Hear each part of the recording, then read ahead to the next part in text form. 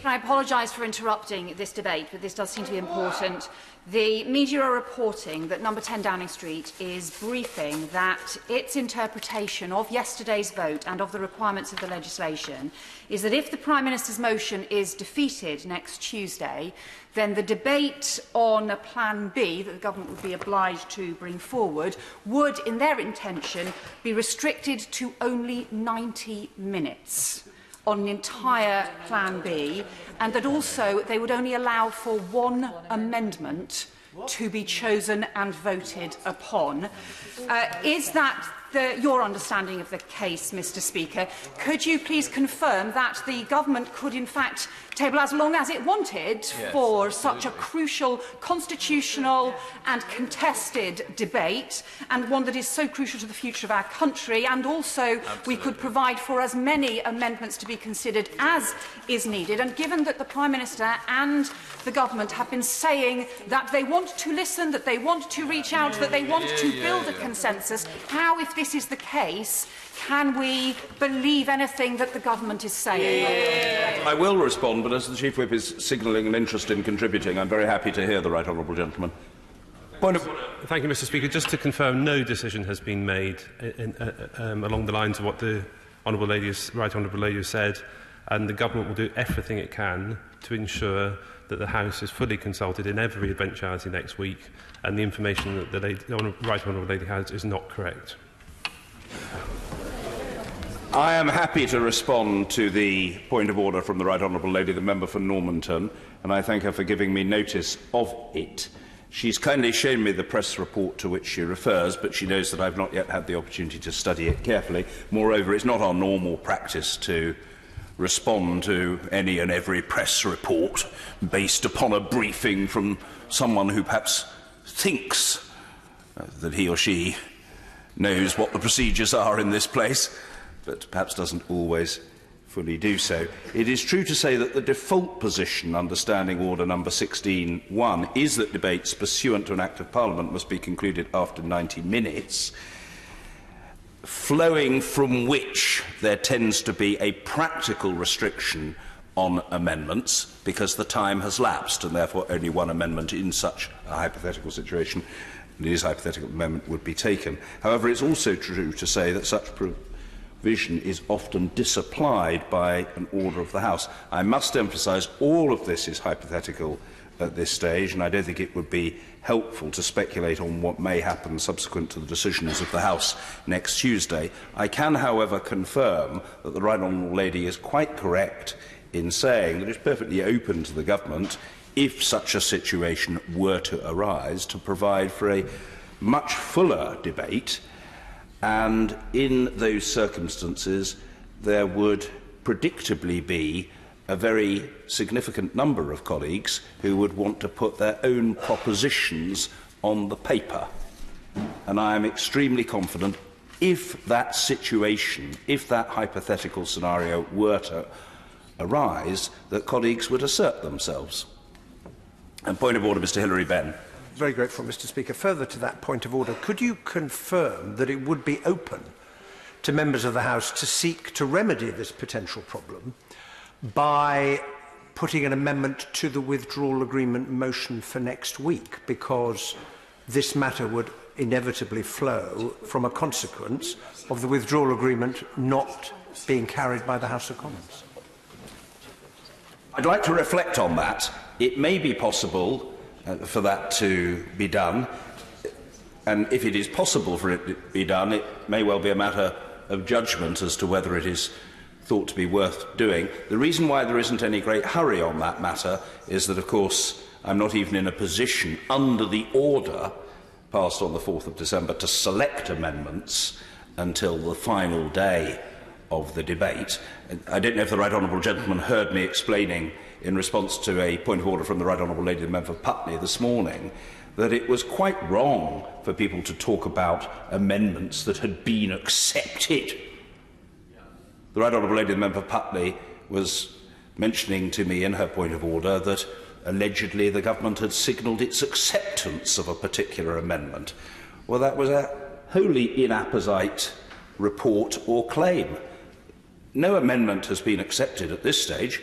because no amendment has yet been selected, and I'm not allowed to select any amendment until the final day. So some people really do need to keep up with what the procedure is. And the right honourable gentleman's got plenty of time in which to reflect on these matters.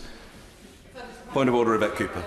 Interrupt this debate any further, but the response from the Chief Whip was obviously helpful, although slightly odd that he has now left the chamber before the conclusion of any further discussion on this point of order.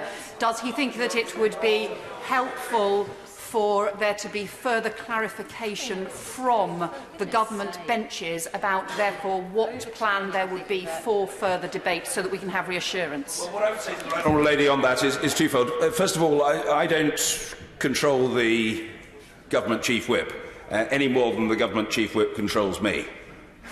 So I think we ought to be clear about that.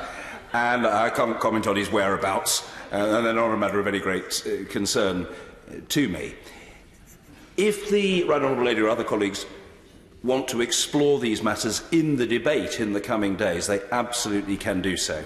And all I can say is that, in support of members in all parts of the House and of all shades of opinion, I will always have regard to the opportunities for members to put their points and to advance their causes. These are not matters purely for the Treasury bench. I think we are clear about that. Mr. Richard Benyon. Thank you, Mr. Speaker. I should start by reflecting that the speech from the Honourable Member for Bassett Law was one of the finest analysis of what happened in the referendum. And his and the speech by my right honourable friend, the member for Don Valley, absolutely hit the nail on where we are today and how we need to progress. Because we have heard, and we will continue to hear in this debate, reasons why people feel they cannot support the government's deal, and we will hear honourable member after honourable member describe in gruesome detail what precise strand of Brexit or non-Brexit they will support. All very fascinating it will be for their local paper or grist to the mill for their next blog. But in the context of what Parliament is doing in this debate and in next week's vote, utterly irrelevant. What matters is not what any of us individually think of this deal. What matters is what this chamber and what members of this chamber will decide. What matters is the mass of what makes up this House. I'm happy to give detailed reasoning to the House of why I'm prepared to support the government. It would be of interest to some of my constituents. It would be interest and welcome news to my constituent who runs a business which employs over 20,000 people, who is pleading with us to agree this deal. It would be interesting to the small businesses in my constituency who wrote to me about why ideological Brexiteers are playing with fire when they breezily claim no deal will be just a bit of mid-air turbulence. We should listen to such people and ask ourselves who is best likely to understand the complexity of supply chains or the competitive pricing of their products than them. For some in this House, Mr. Speaker, the word compromise is a pejorative term, a sign of weakness, a word which is too often followed by words like betrayal. For me, compromise is almost always a virtue. I compromise as a soldier serving on operations. I compromised as a businessman in every negotiation I did. I compromised as a minister negotiating in Europe for this country. I compromise almost daily in this place, trying to get some of what I want through rather than getting nothing. And perhaps the best analogy here I can describe is I compromised when I got divorced. As one member said outside this chamber the other day, at least his divorce was with one person, not 27. As the lead Brexit campaigner Dan Hannan wrote recently, if a 52-48% referendum result is anything, as a mandate for anything, it's a mandate for compromise. That said, like most in the House, I am a Democrat, and I concede that my side lost. Like about 85% of this House, I was re-elected in 2017, I might add, with the highest popular vote ever in my constituency in general election. but on a manifesto that pledged to respect the result of this referendum. Now, if we look at the bell curve of public opinion on this issue, we see on the edges of that bell curve the irreconcilables, the small percentage at either end who are either inexorably grieving at the result of the referendum and will do anything to undo it, and at the other end we find those for whom the cleanest breaks with the EU is a theocracy, an ideology on which, as with the other end of the scale, compromise is impossible. And then there's the rest of us, the rest of the country. Here you find an understanding about what we want to achieve. We move from being a country inside the EU with some opt-outs to one of being outside the EU with some opt-ins. And for many of them, this deal is fine. I support the Prime Minister if she can bring forward any changes and tweaks which will encourage more of our colleagues to join.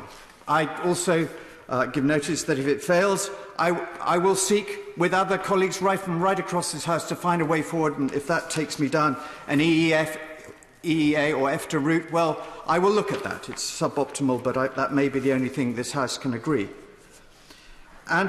But what I do feel, there is no majority in this House for no deal. Yeah. And I really do urge people to listen to industry. And the letter we've received today from the 4 presidents of the NFU, if you represent a rural area, and if you mind about our food industry, and if you mind about the rural economy, that letter is calm, deliberate knowledge. Yeah. So in the spirit of compromise, and sure there's something for all of us, I'm really attracted by the idea, but that perhaps on workers' rights, on the environment, on health and safety, we could have a sort of triple lock, where if Europe decides to raise those standards above where we are today, we can say, well, we'll put it to this House. We are a sovereign House of Commons. We can make a decision as to whether or not to support it. So I'm interested by that. Just a word on those who want a second vote. If you're calling for it because you see it as the best way of reversing the first referendum, say so. Be honest with the public. Don't dress it up as some higher purpose. And in passing, I would say be careful what you wish for. The further you get away from London and its bien-pensant elites, you detect an anger and a belligerence towards the campaign for a second referendum. The Institute for Government have said it would take 4 or 5 months, 4 or 5 months of putting this poor country through the kind of divisions we saw in the last one. Is that what we really want? And the Electoral Commission, the independent body that oversees such votes, has very strong views on some of the points that are being made about the kind of questions that might be asked. My discussions with some of the 97% of my constituents who haven't written to me, the 97% of my constituents who haven't written to me on this issue, can be condensed really down to one clear, simple message. And that is, get on with it. Get on with it. And the second, I should say, yes, I'll certainly do. So accept.